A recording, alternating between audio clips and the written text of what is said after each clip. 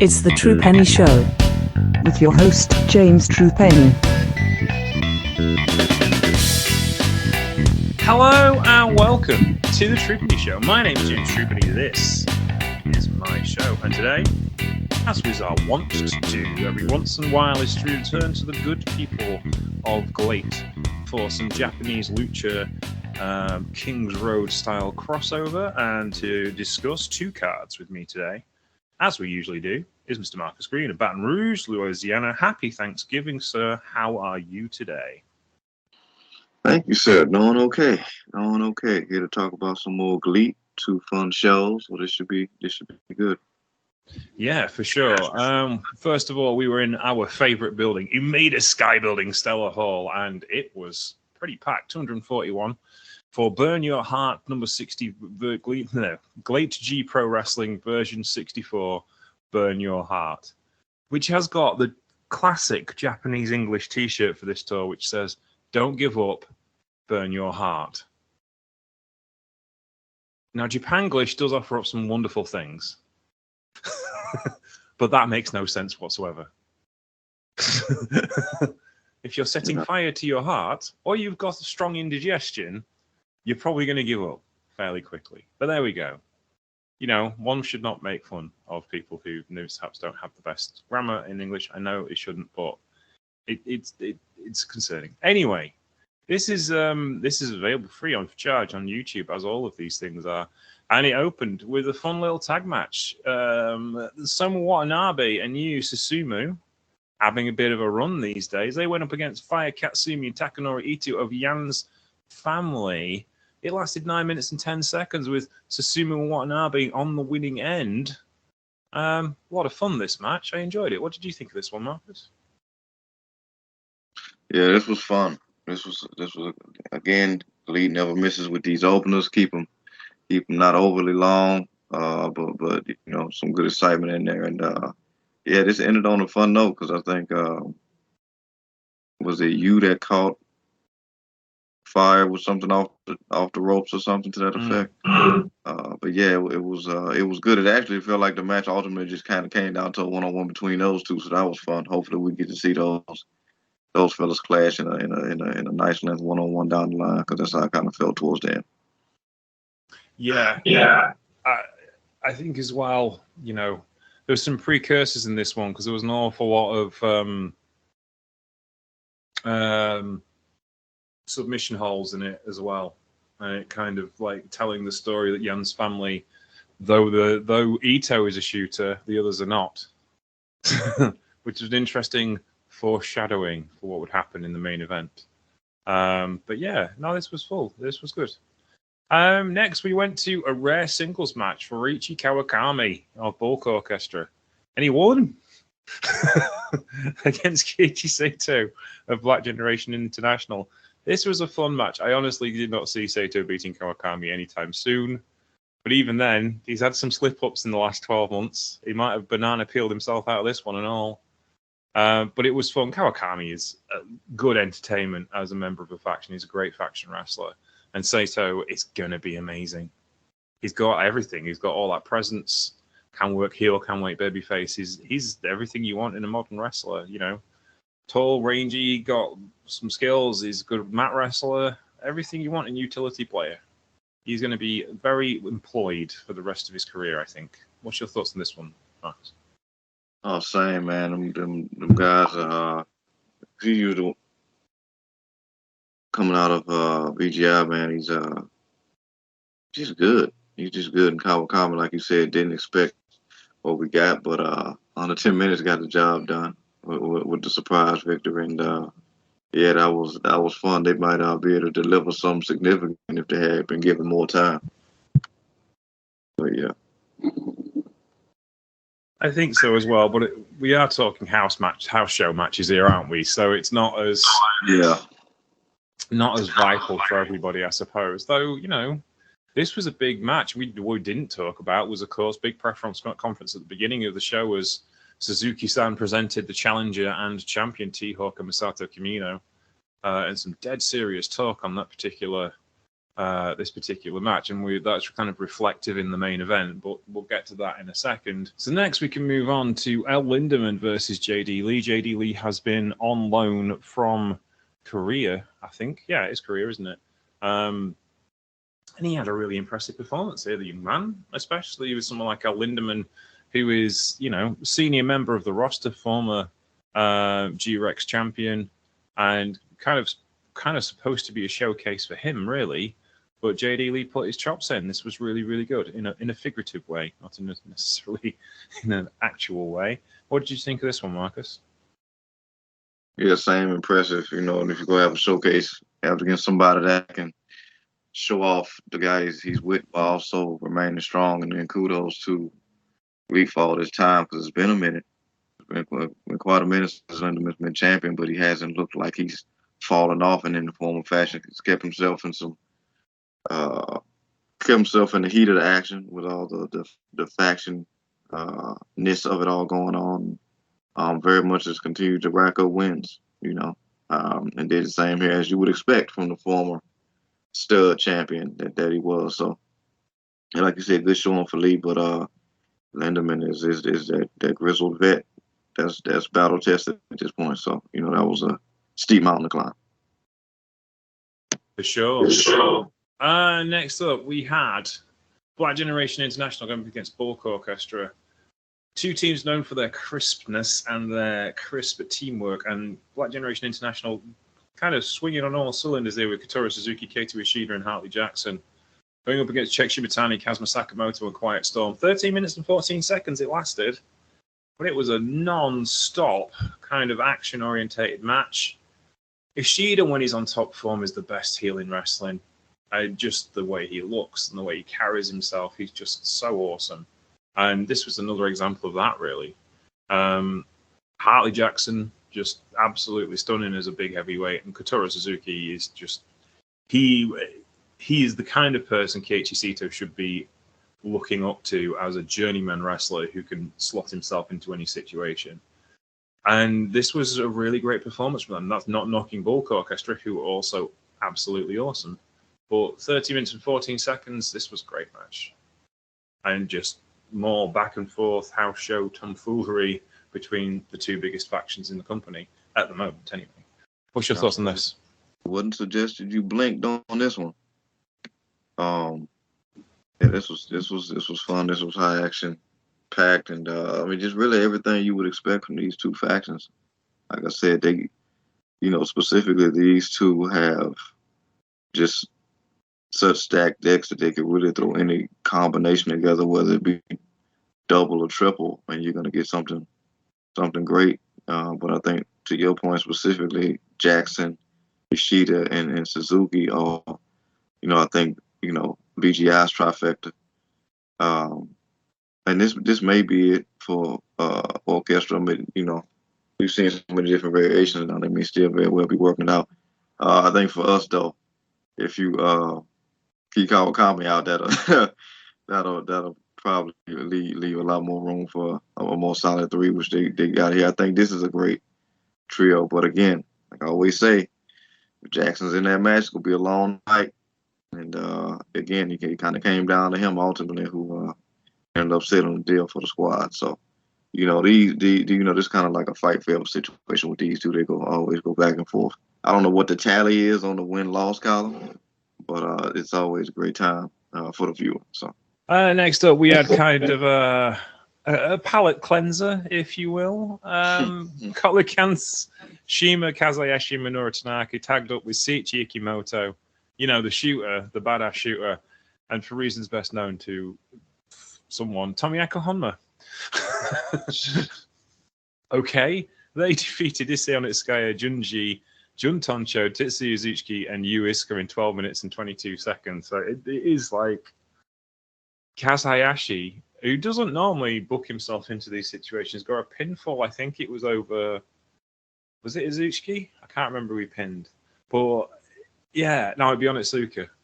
So he beats Onitsuka, who's a member of Jan's family, who's tagging with a member of who has been hanging out, if not a member of Strong Hearts, with the younger guys on the roster losing to a bunch of veterans, not one of which is under 40. So I don't know really went on here. I guess we can just unplug brain and enjoy. I especially see Kimoto going for a Kokeshi headbutt as they all landed one on John Tunsho. Your thoughts, sir? Yeah, like you kicked it off with the perfect name for it. Definitely a palate cleanser. You know, I was thinking about doing this match like if a random person wanted to start watching GLEAT and asked you if a random match was good, and we looked at it and looked at each other and went, "Well, Hanma was in it." So, when we say great, that may vary. But yeah, for me, I think I kind of get. I mean, specifically to your point about the narrative of the young man, the kind of going back and forth between everything. I think I just kind of settled down and was like, in these situations, I'm gonna just always root for cold cans. Because it's just, I mean, to me, Hayashi and Tanaka are just two of the best, and then you put Seema with them. That's a, hell of a trio. But yeah, specifically with Noru and Kaz Hayashi be going off in these matches, it'd be great to see because, like you said, they are the vets, but they are not those vets that be looking, slow behind the guys, and a lot of times they be looking better in some instances. So, of course, they ended up getting the win here, yeah, like you said, it was kind of, like you said, to kind of mull you over into what was to come for the main event. And boy, what a main event we had.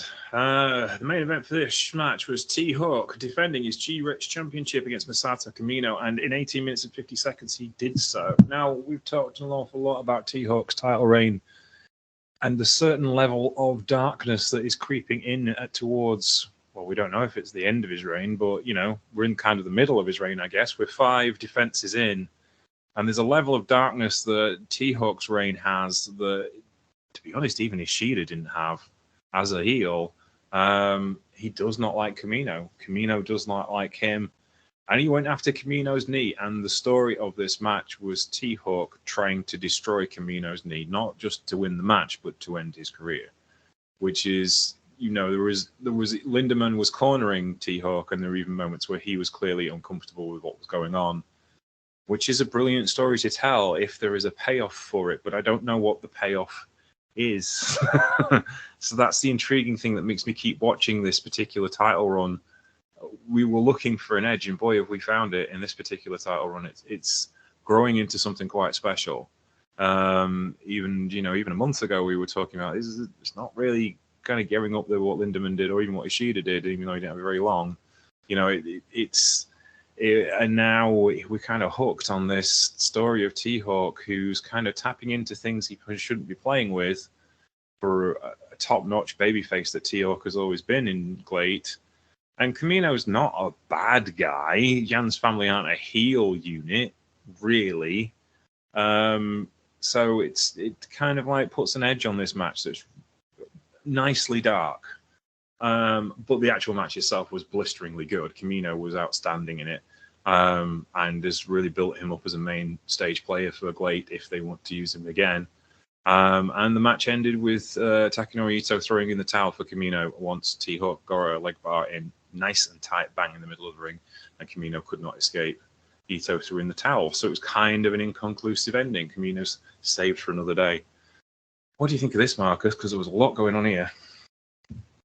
Yeah, this was really good. This was watching T-Hawk's reign has been interesting, I think, for both of us as we kind of have gone back and forth from how we felt at times. And maybe that's a good thing because it gives you, not necessarily a straight linear line. It kind of goes up and down. But to your point about him being a baby face, maybe perhaps that's the overall point with it, because we saw him, to me, this time match was a war of attrition.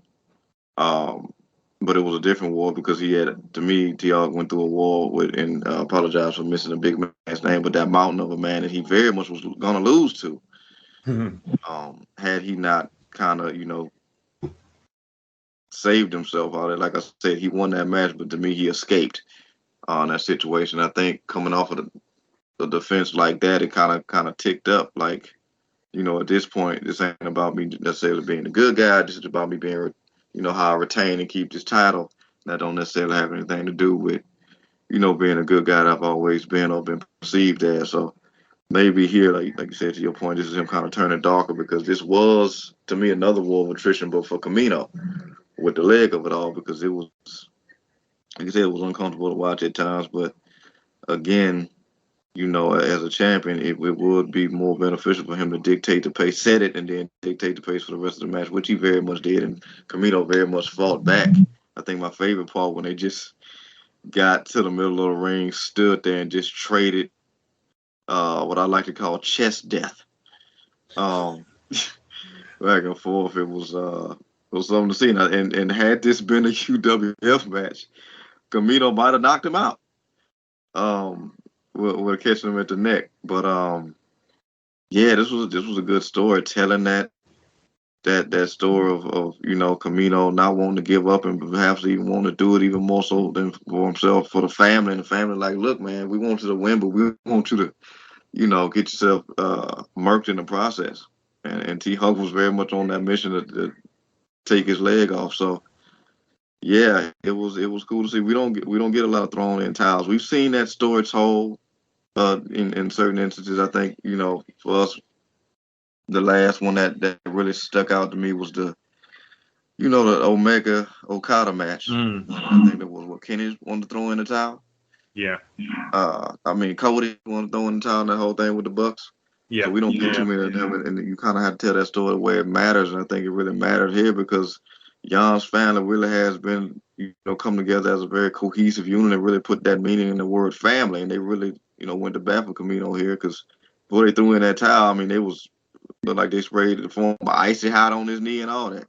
So it was cool to see. And to your point about T Hawk, we kind of seen that story too about how that old saying it's a lot harder, staying atop the mountain than it is getting there. And I think, he's kind of feeling that pressure. And he's like, look, I'm trying to be a long champion, but whether it's good or bad is of no concern at this point. So we'll see. But it was funny because it seemed like they had like a huge celebration at the end of the match.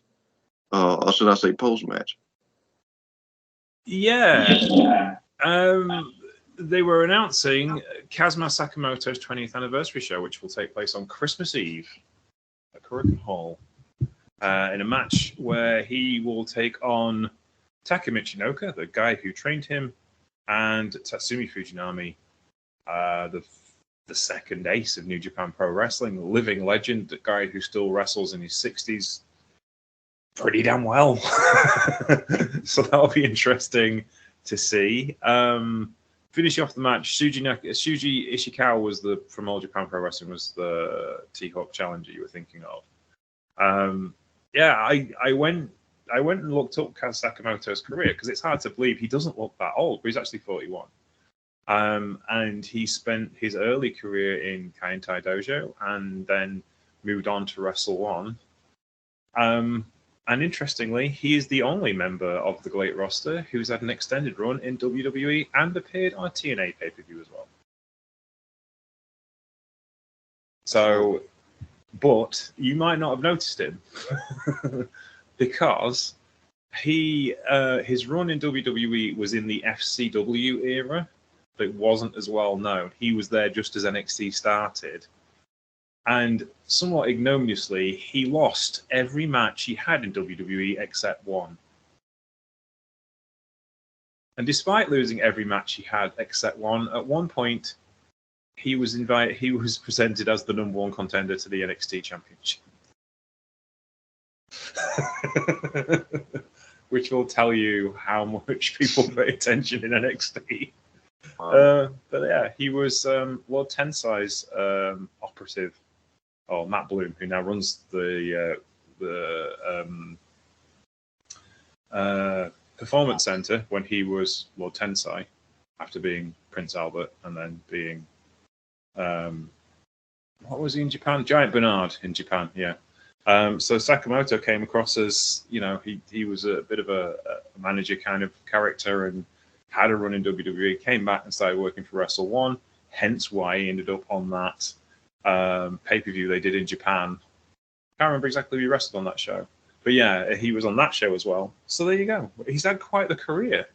And he's having his 20th anniversary on Christmas Eve. It's good for him. It should be a fun night out, I think.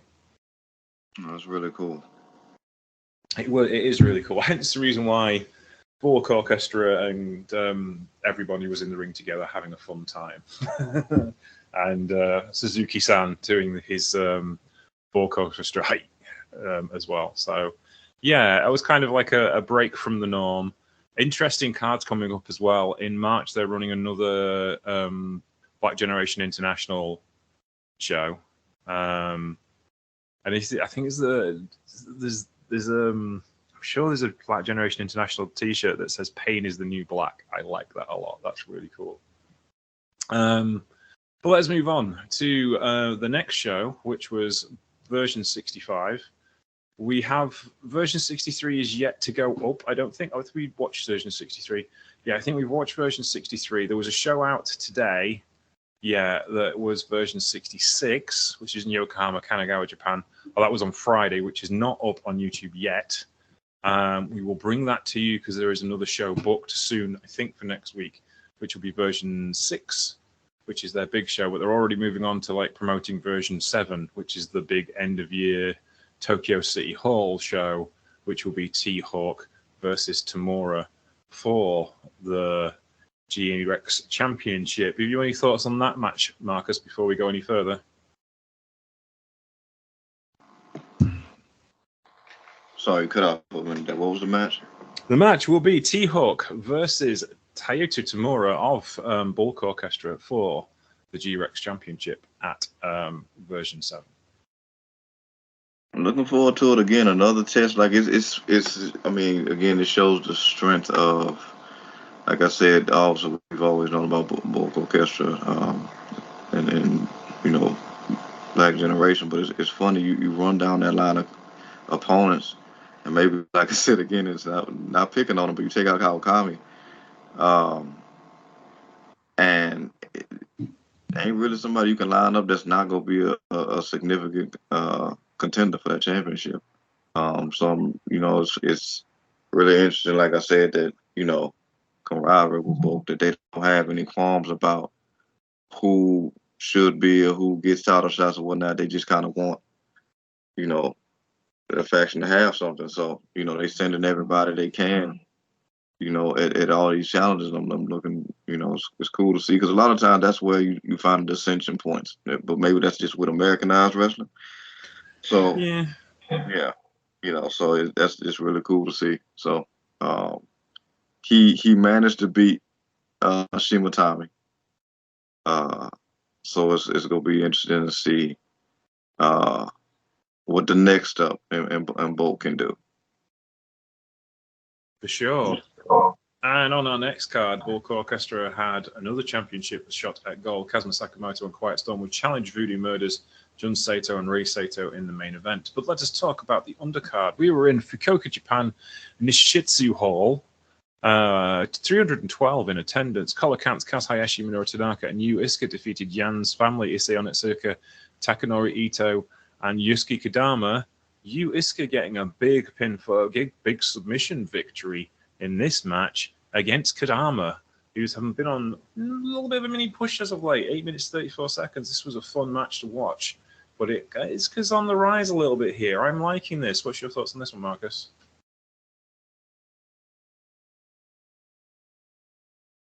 Kicking off with the cold cans again.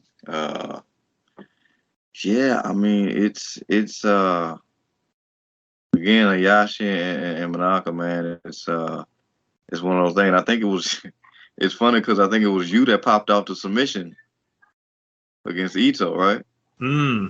So I'm looking at like him, and it's funny watching him and Tetsuya. They've really been popping off with the submissions lately, and kind of switching that style up and making themselves, you know, sudden victory takers, and instead of, you know, waiting for some other big moves, using it, you know, being counter wrestlers going into submissions. So that's really been cool to see. But yeah, it's looking like Jan's family's about to start having some leg issues if this keeps up across the board. Yeah, it's kind of a bit of a weakness of theirs, which is something that is being exploited by the baby faces at the moment. So we'll see what goes on. But like we said, Jan's family aren't really a heel team. They're just a bunch of guys who have started a cult. Anywho, Czech Shimatani versus John Toncho. 9 minutes and 36 seconds. Thoroughly entertaining match. Where it's Czech Shimatani and John Toncho. What else could it be? Loads of back and forth. Nice little matchup between two people. Kind of Shimatani's further up the card, and you kind of expect him to win, but he gave Toncho his due, and they're just so good, these two. Still not convinced by Toncho's mustache, which is soup strainer levels of horror. But the actual match itself, quite exceptional. Marcus, your thoughts? Oh, this was great. I love this. This is one part of my match of the night. I was looking forward to the ending, but we'll get there. Yeah, this was great. Just two guys going back and forth, leaving it all, and using up all that good 9 minutes and 36 seconds. And I always root for my boy June, putting in work, going at it. Shimatami is again I know little guy, he's thick, he's packed with muscle, and Toncho was taking it to him, looked like he was dictating the pace. But again, all it takes is 3 seconds, and Shimatami caught him, and he caught him good. I think he caught him for 4 seconds, actually. But yeah, they could definitely, GLEAT head honcho, you listening, run this one back, please. This was good. Absolutely was.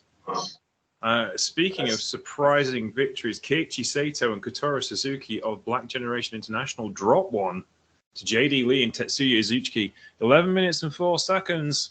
Izuchi's again on the rise, doing a lot more submission, not quite so based in his pro wrestling style, changing it up, and he takes one out on Sato and Kotaro Suzuki. That's a big win.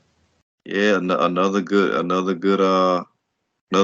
Shout out to JD getting more reps in, and it's BGI always puts together something nice. But again, like I said, with you, Tetsuya's been not playing no games. The minute you think you got me, I get you, and we up out of here. Caught him with the submission. He's looking good. I would imagine, and maybe this is calling it too early, but I would imagine either he's going to get multiple title shots, or he should be being crowned something in the new year, because he's got a different level of momentum, and I always appreciate when wrestlers kind of focus in their game and switch the styles up that ultimately benefit them. So like you said, him kind of leaning more into the submission style now, making himself almost a counter wrestler, is really good. Yes, for sure.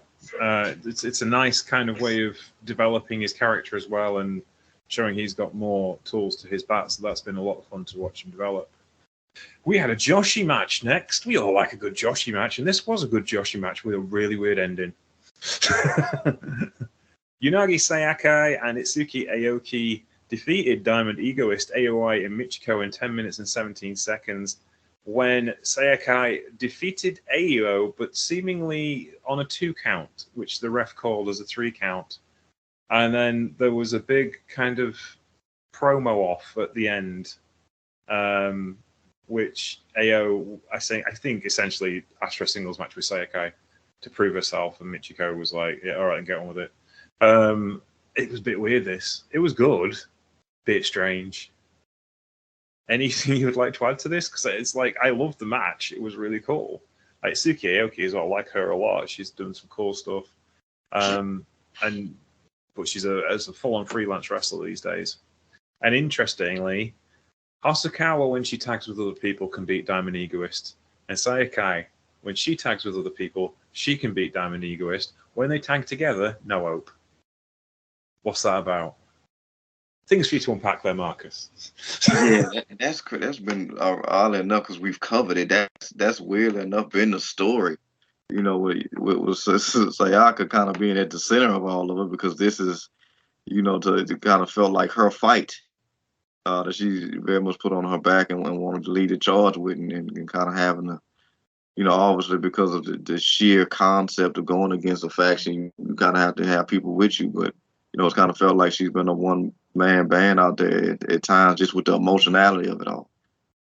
So here, this was a good ego boost, to say the least. And I think that the key here, and I don't know how, I never as you were talking about it, that made me think like it's weird. Like you would think that would be a kind of no brainer talking about divide and conquer or cause some type of dissension, but because of how just flawlessly slick Eagles came out as and have consistently been, you kind of never you're not anticipating there potentially being some form of dissension, but it happened here. They took themselves off the square, knocked off their own momentum in the middle of the match, and it kind of was turning towards the end there to where it looked like it was going to go the way that it went, just not necessarily the way that it went. And yeah, I think that might be the biggest takeaway here. Yanagi's been chomping at this redwood since it began, which is very much probably felt like an odyssey for her at this point. But yeah, there may be some, breakdown between Ayo and Michiko, and it cost them here. Of course, they may be more pissed off at the ref than Unagi, but I mean, Unagi does remind me of Deadpool in the sense of like Deadpool trying to be a good guy but just doesn't really know how. And I think Unagi is kind of like that kind of part of the story arc. She wants to be the matriarch and the lead babyface of the company, but doesn't really have the tools to do that particular job. And like when the pressure's off like this, she can do it. But when the pressure's on with Hosokawa and Hosokawa needs a leader, she can't. And I like that story. That's cool. A bit more serious than Deadpool. But you know what I mean? It's that kind of the story that I kind of can get my teeth into.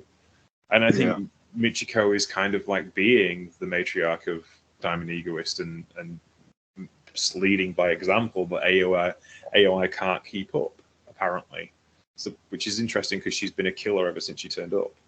And quite clearly, by her new championship belt that she was wearing, is very good at what she does. That's the thing, isn't it? I mean, just look at the titles that she currently has.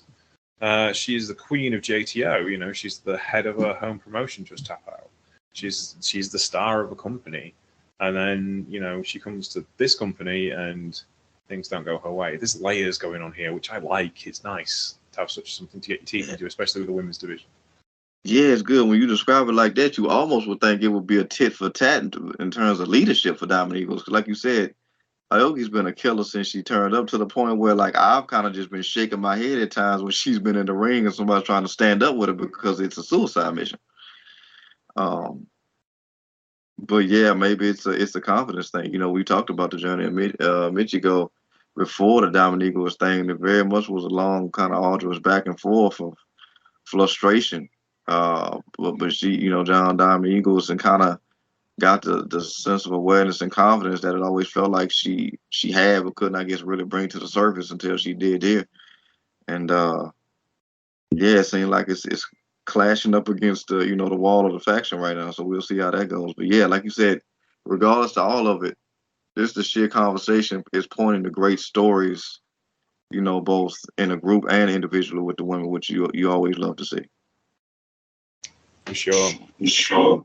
Janelle Kai, take that MLW Featherweight Championship and get your ass back to Japan. Your girls need you.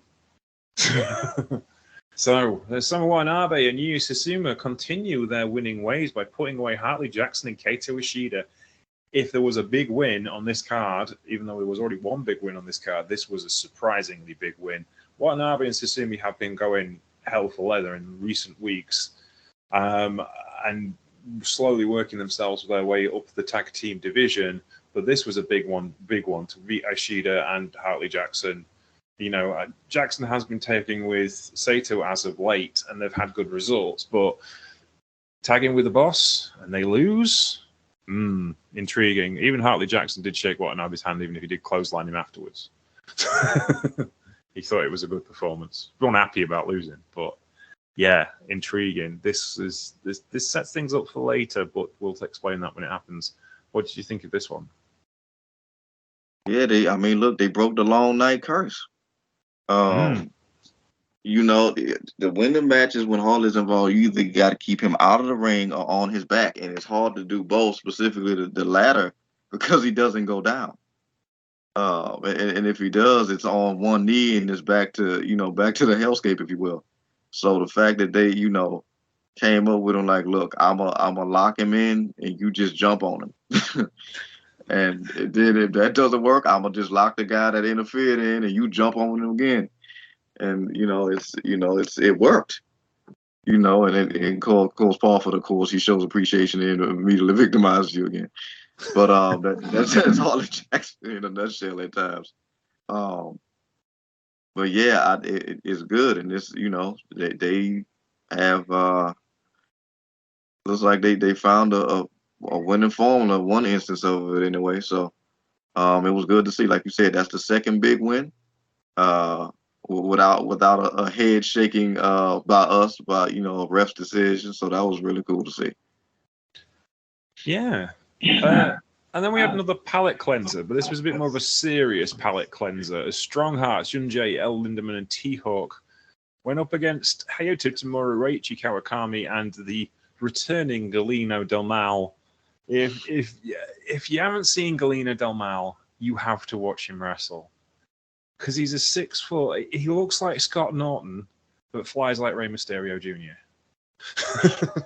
He's a love child of Godzilla and Mothra. It's just the man's got a spring in his legs. Let's say that, but he's just a big dude, wrestles lucha style. No, it's just big dude, and he throws himself around, and he's awesome. Why no one has picked him up yet, other than GLEAT, is mind-boggling. Like the things he can do in the ring, and I have a feeling we're not seeing all of it.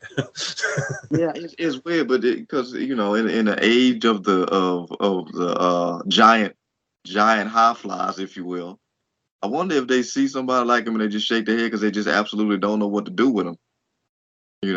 I mean, there is a possibility. I do see a lot of guys in Mexico when I don't watch lucha anywhere near as much as I used to. But I do see a lot of guys in Mexico, and you're just like, well, that'll never fly in the States because they won't know what to do with him. They just wouldn't. And it's surprising to me sometimes. It is like I can see why a guy like Murder Clown does well in TNA because he's an adaptable character. He's really a deathmatch wrestler, and you can kind of plug a deathmatch wrestler into any situation. So he's just really good at brawling. Well, that's fine. That's a marketable thing you can put into Impact Wrestling. That's fine. He's never going to win the World Championship, but that's kind of where they are with that, and that's fine. But I mean, Damal's just like, he's just on another level. I'm surprised no one in Japan has kind of like dragged him up. There's a guy who would fly in Noah. They've done so much with El Hijo Dr. Wagner Jr. Del Mal would slot straight in there. He'd be perfect for that. It's interesting you mentioned like something like New Japan, because if they win a year and they didn't necessarily include Cobb, how do you think the big man would do in the G1? I think you'd make out like a big dog, to be honest with you. I think he would do really well. I think he'd come out with a winning record, and you can see great matches with him and people like Okada, because like Okada's kind of similar height, and he would have great matches with Tanahashi. He could do it, I think. I think he would be an interesting get for them in the sense of he doesn't really fit into anything they've got, and therefore you can present him as something different. And he's a real deal lucha guy, but again, it's because he's part of like indie groups and stuff in Mexico. He's not doesn't work for CMLL, so they're not going to use him essentially. And you look at his career, he only wrestled 75 matches last year. He's not a full-time worker, which is amazing, because look at the chops he has for being a guy who's not a full-time worker. Mind you, it's cage match, so you don't necessarily pick up on every indie show he's done. Yeah, all over the towns of Mexico, because Mexico is a massive territory, and Mexican wrestling works differently in sense that, because like you have CMLL and AAA and Crash, and then there's all sorts of promotions around the country who book either AAA guys or CMLL guys or Crash guys. So you get like this. There's maybe 2 or 3 promoters in each town running a different crew. So you just don't necessarily see people. It's a bit strange. Mexico runs on a very different system to how how wrestling runs anywhere else in the world, in the sense of CMLL don't do house shows. They let other people run house shows, so they don't have the expense of running house shows, because they make enough money on a Friday and a Saturday night in Mexico City. They don't need to run anything else all week, which will tell you how much money they make on Friday and a Saturday night in Mexico City. You know, it's a slightly bizarre kind of setup, but they make money off of the wrestler. They get paid a fee for. They get paid a fee, sort of like Atlantis Junior goes and wrestles in a Southern Territory in Mexico. They get paid a fee by that promoter in that town, and that's how they make money from it. But they don't have the costs and the running expenses of keeping trucks on the road and rings on the road and making sure you source the lights and stuff. You know, all of that stuff, which is the stuff that actually costs money. Someone else can take that risk, and we will take a slice of your pie, and you can have our big stars for that. Wow, I wonder if maybe because like you said, I don't necessarily like you keep up with it, but it feels like maybe because they don't have to necessarily work as hard. That's not saying they don't, because they got some of the most exciting performers and style there is, but maybe it's because like the culture of wrestling is so intrinsically ingrained in Mexico, and from a natural perspective that you almost can naturally rely on your audience, whereas over here you kind of have to work so hard because the audience views themselves as so far ahead of what they're seeing. You almost have to to do a big and pleading show to get them into it, because the audience is already so overly stimulated with everything else that you almost have to put on an opera with pyros and a death match going on at the same time. So it's weird, but like hearing you describe it, like it's almost like a completely different world. Oh yeah, I mean, you can wrestle 7 nights a week if you want to. That's fine. It's more than doable, but you don't have to make a living. And it's also the way that it's changed a bit more now. They had much stiffer rings back in the day. Like the powerbomb is banned in Mexico for good reason, because it's health reasons. You will break your neck. And you don't see it very often because they only allow older wrestlers who know exactly what they're doing to do it, because they don't want their talent breaking their necks. It's true. It's not so much now that they've seen modern American rings and things are a little bit softer. But the advantage of the harder rings is people's knees didn't give out because they're running on a stable surface. And if you notice, all of the dives in Lucha Libre go to the outside of the ring where there are soft mats to land on. Which means that because your knees are less likely to give out and you're actually landing on a safer surface than a wrestling ring, you have much longer careers. And because it's more about characters and your introduction and the outfit you wear, you have guys in there. I mean, like Atlantis is celebrating his 50th anniversary this year, or 40th anniversary. He's in his 60s, still wrestling for CMLL at a high level. 60 years old, still banging it in, having good matches, not terrible. He don't like put him in the main event or anything, but he'll do. He's just done. He just did the tour for New Japan to help celebrate that, and I think he'll have a big splash at Fantastica Mania in February. But that's the thing, is like the business is so different and so much more sustainable. I think that's the issue. Is AAA do dabble in lots of violence. It's kind of been their calling card since the organization was founded. And fans of AAA like fans of AEW like blood, and fans of WWE are kind of trained not to like blood.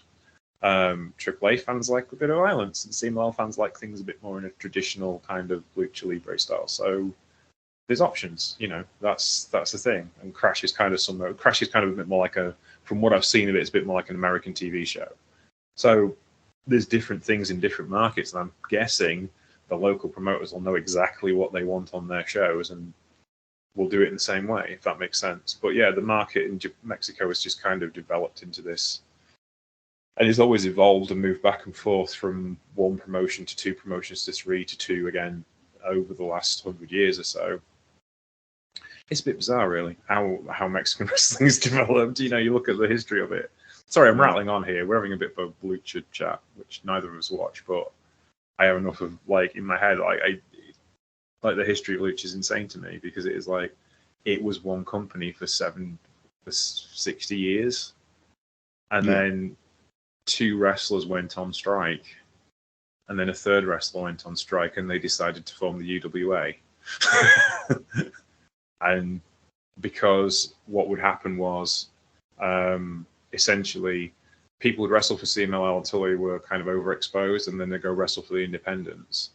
And the big independent promoter and these 3 wrestlers got together and founded UWA. And then it was 2 promotions for 20 years, and UWA made money hand over fist because they would get in Big Van Vader and they would get in North American stars and have huge matches. And then all of a sudden, within like the space of 2 years, everything went under. And AAA took their place. And that's where you get to where you're settled now in this particular wrestling history. And it just fascinates me how they run business there. Not so much the wrestling, which I think the wrestling is cool. I'm more intrigued by their backstage machinations and how they do their business than American promotions are. If you see what I mean. Just because like American promotions are very direct, you've got to make a weekly TV show. It's television. It's not wrestling per se. Even AAA, even AEW, which kind of prides itself on its sporting background, it's a TV show. There's nothing wrong with that. You got to make a living. That's how you make a living. But it's a TV show. Whereas in Lucha Libre, yes, it's a TV show, but that's byproduct of it's a byproduct of being a wrestling show first. And a very specific wrestling show to a very specific audience. Kind of gone off the track there. I apologize. No, that was great. That was a great history lesson for me. I was definitely sitting in class at the front. And it made me, it kind of, again, reminded me of just how much I miss Lucha Underground. Yeah. For that reason. Yeah, and Lucha Underground is a good example of like how to really take that essence of Lucha and turn it into a weekly TV show. They had all the things you would have in a Lucha show, but made it a progressive storytelling experience, and that was the important thing. With some very important matches down the line there. Cheerleader Melissa, I can't remember her character, but her and Sexy Star having that death match was absolutely stunning. Yeah, Mariposa, yeah. Yeah, Mariposa, that was just on a level. And Sexy Star doesn't have matches like good. Generally speaking, she's a bit bland, but that match she had was absolutely outstanding. One of the best women's wrestling matches I've ever seen. And they were given a platform to do the things they needed to do to make that match work, and it made her a star. Absolutely made her a star. So yeah. Anyhow, let's just get back to GLEAT and finish off this main event. Voodoo Murders successfully defended. Some would say, unfortunately. Yeah, unfortunately. They defeated Bulk Orchestra, Kazuma Sakamoto, and Quiet Storm. It was the best match of this particular title run for the Sato brothers, who I'm pretty sure All Japan just let trees wrestle because that was about as mobile as those two are. But Kazuma Sakamoto and Quiet Storm bounced for them all night, and they made them look amazing. And it was an absolute thriller. And there was a big interview segment at the end, which we'll talk about afterwards. But the actual match itself, Sakamoto and Storm were just so good. And to make those two lumpy guys make them all that good was just phenomenal. This is a match you have. This is a match where wrestlers get made by other wrestlers. And it's an actual kind of like textbook way of going about it. Sato and Sato look unstoppable as a tag team, and it's largely because of performances like this from Sakamoto and Storm, who laid them up nicely for the next tag team along. And yeah, this was breathtakingly good. I really enjoyed this. Not in the sense of I don't enjoy watching the Sato brothers, but I enjoy watching Sakamoto and Quiet Storm do their thing, and they do it very, very well. What's your thoughts on this one, Marcus? Yeah, I mean, you basically pulled the thoughts completely out of my head. This is definitely the ironically enough, even though they had the size advantage, which they didn't necessarily have previously. This was the steepest mountain they had to climb in the ring. Like you said, this was the biggest test because they really had to, of course, it's Bulk Orchestra. They're going to make you work for it, as they always do. obviously starting off the match with those orchestra tactics. And obviously, the size, as it always does, comes into play for the Sato brothers. And, you got to overcome that as you're working in the ring. But they, like you said, they did that beautifully. And you know why they didn't stack the win. And we always sound about that. It does create, like you said, line them up for, quite nicely for the next opponents, which at this point, I'm kind of just going to throw my hands up and just sit back and see who actually knocks them off eventually.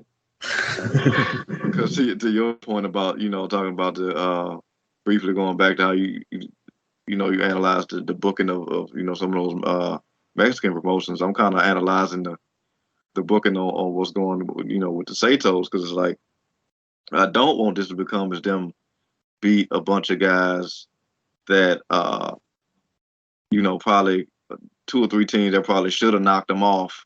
And then when they finally drop them, it doesn't make, nearly as much sense as the last four contenders. That sort of thing. But it could be a thing of they're so worn down, or they get caught in a situation where, excuse me, like we talked about earlier with like Tetsuya and you, where somebody kind of breaks them down on the submission side of things, and they actually take them out.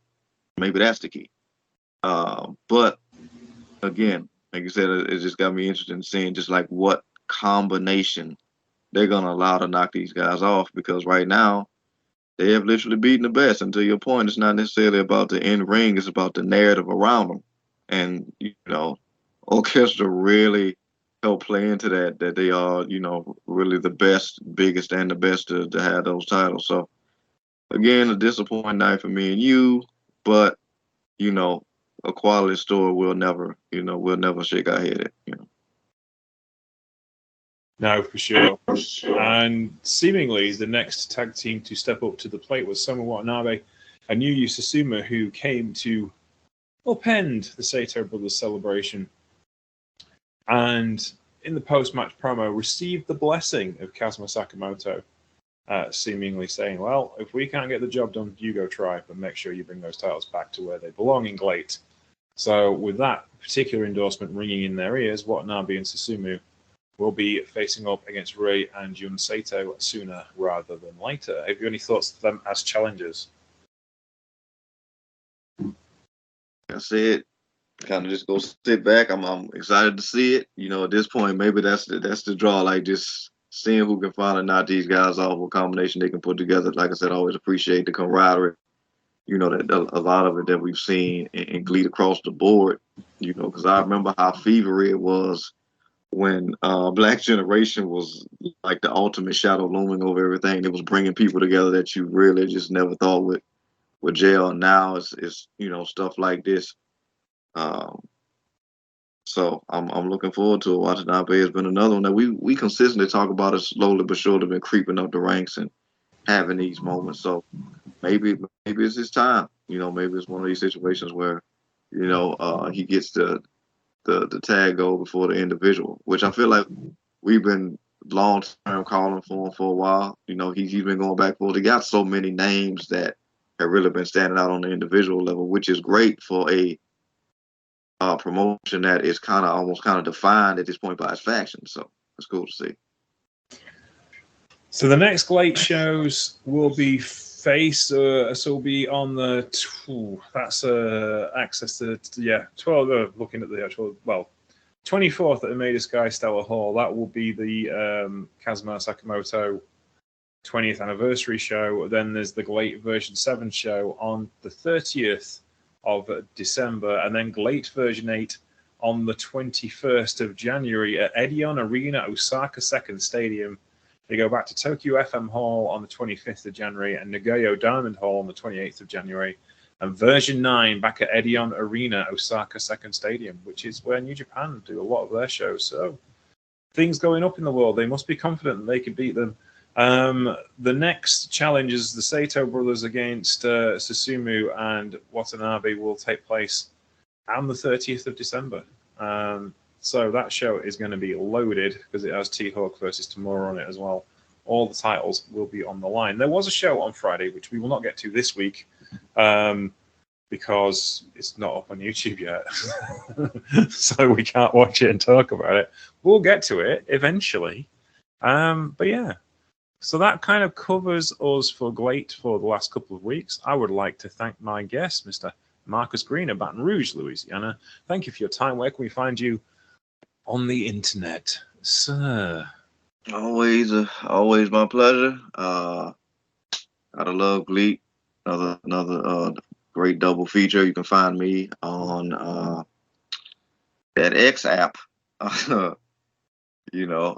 Traversing those horrible waters along with everybody else at Paradox Kid. That's PARADOXKID.